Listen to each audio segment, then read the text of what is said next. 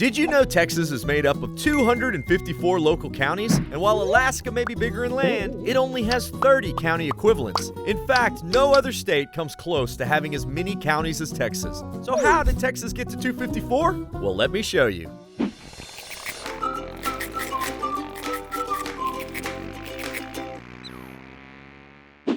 Counties go all the way back to Spanish rule when they were called municipios and centered around towns and settlements. In 1836, when Texas became its own country, the 23 Spanish municipios became Texas's first counties. As you see, these counties were mostly in the southern and eastern parts of the state because that's where the people were. Out west was simply Bexar County, an enormous landmass reaching all the way to modern-day Wyoming.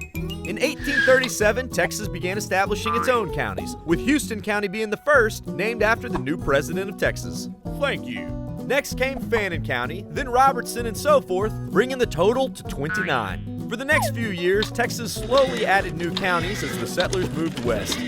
Then in 1845, Texas joined the United States of America. And by the next year, its 37 counties swelled to 67 counties. And it didn't slow down there. Every new county needed a new name, so many took the names of Texas heroes like Texas Ranger Jack Hayes, thank you, or Three-Legged Willie, thank you. In 1850, Texas sold land to the U.S., and its shape became what it is today. But that didn't stop county growth, and 9 new counties were added. The basic idea for creating new counties was that nobody should be more than one day's horse ride from the courthouse. People need to be close to the essential services counties provide, and the counties need to be close to the people. So as the population spread out, so did the counties. By 1860, there were 152 Texas counties, each one unique in geography, shape, and population. One census showed Rusk being the most populated at 15,000 Texans, while Zavala County counted only 26. One of those new counties was Greer County, and even though it was north of the Red River, well, Texas claimed it as its own. That is, until the U.S. Supreme Court said otherwise.